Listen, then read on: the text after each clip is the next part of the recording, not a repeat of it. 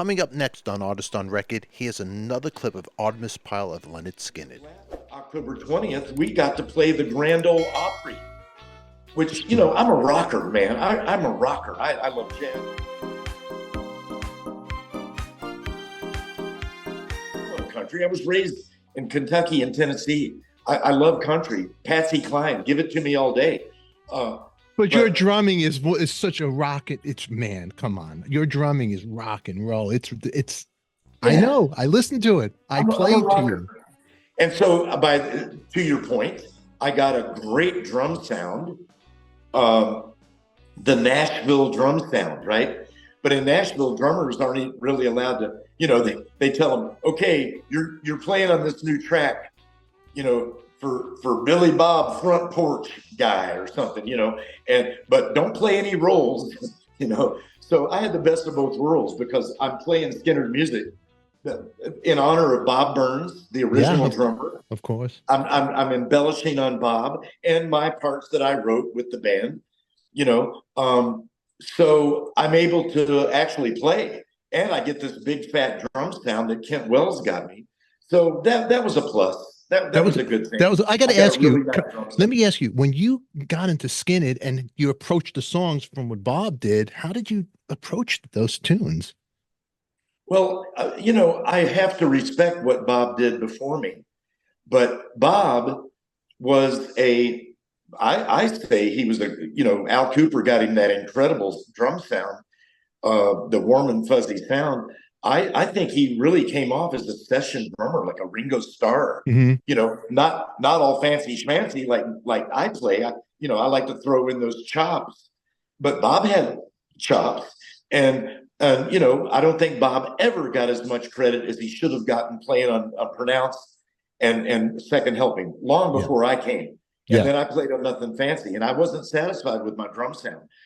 But later, when they digitally remastered all the stuff that I played on with the band, man, they made my drums sound like thunder, like is what it sounds like with me sitting on the drums, because it got real thin. Yeah. Except for Saturday Night Special, because that went on the Burt Reynolds movie Longest Yard, and Al Cooper tweaked it hot. He cut that thing so hot in Atlanta at Studio One.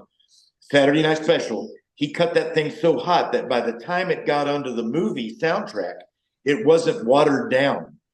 So when it was played in the movie and he was being chased, Burt Reynolds being chased, man, when they'd come back, he'd turn the radio on, it would come back to the sound of the band, and my hi-hat,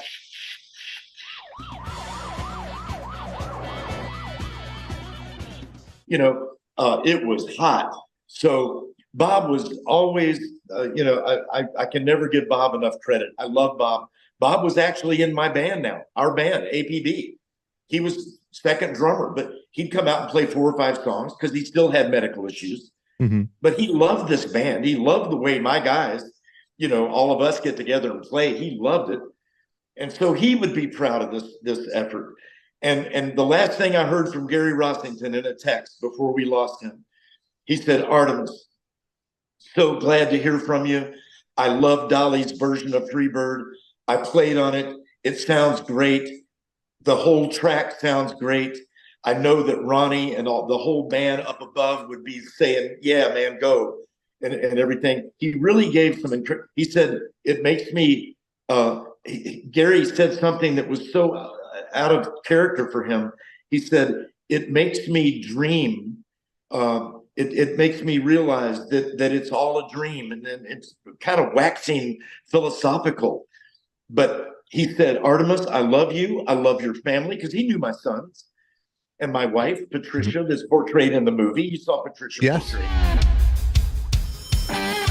Hello, Ronnie? Yeah, I've been meaning to call you. We came up with this idea. We're gonna bring out 5 sets of drums and 5 drummers. Have ourselves a little drum off.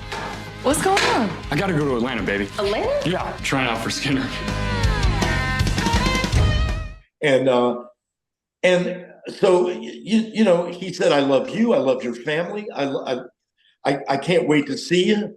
And I know, man, at some point that we would have gotten together, 2 old friends, and had lunch without lawyers and managers and wives and all the other stuff.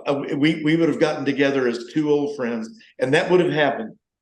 And so the album, it was worth it all just to get that reconnection with Gary, because I didn't like the so-called Lynyrd Skynyrd because of their ethics and their you know, a lot of greed and so I was in the real Lynyrd Skynyrd. Didn't want to be a part of something less, and it was going downhill. It turned corporate. It turned no, corporate. It turned corporate.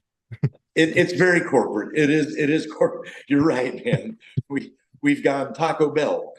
But the album, we're, you know, all of the artists, all of them stepped up to sing for Ronnie, because he's a singer-songwriter. He's a songwriter, and they all, you know, Dolly's a songwriter, Sammy Hagar, they all, and Warren Haynes. Amazing. Right. And so they all were singing for Ronnie and putting their hearts and souls into those songs. And all I can say is, you know, that it was worth it all to try to get it out there. But I guarantee you, APB will never record another song in Nashville, Tennessee. We're going to record in our hometown or Winston-Salem, where we have a killer studio. But we're not going to deal with that mess anymore. We got it done. February 2nd is the drop date. There's 1,500 vinyls that are available of the vinyl. And we've already sent out about 1,500 pre-sales.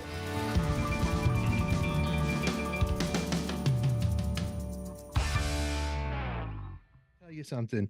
After watching, I know you got to go. After watching, I knew your music, but I didn't know the whole story. And watching that movie, my wife and I sat down, and what you went through, man, I got to tell you, you're a real superhero. Intense. It's intense. By the way, with Brian Pereira, you know, the movie Cleopatra, and everything. I did 22 hours with the director. It was cathartic, and I cried, I laughed, I yelled, I screamed, I punched walls. You know, Jared was scared a couple of times because I was getting so emotional. But I got through 22 hours. That's what they based the movie on, the screenplay. And it's accurate, except Brian put a few more breasts in there than there really was. Yeah, but it was done very. But that's Hollywood. But that's was there a black box ever found on the plane or anything like that? Oh, our old plane? No, we had no black box. No black box. Wow, interesting. Wow. No, Brian did a great job. I'm the black box. I'm the black box. So you were going back and forth. You were in there, like, because you're a pilot. I'm a pilot. My dad was killed in a plane crash. All my friends were killed in plane crashes. I had my first plane crash at 11. I wanted to know what was going on.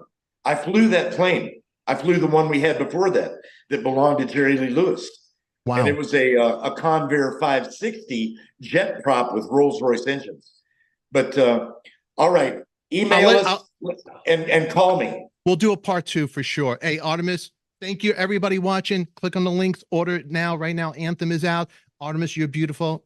God bless you. We'll talk soon. Thank you for your time. I'll let you out of here. All right, my friend? Stanley Clark is one of my favorite bass players.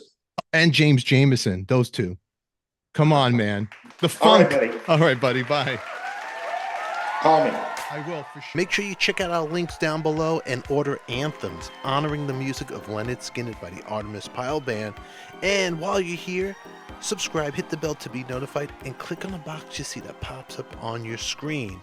Thank you for watching, and remember, who loves you, baby? We do. We'll see you all later.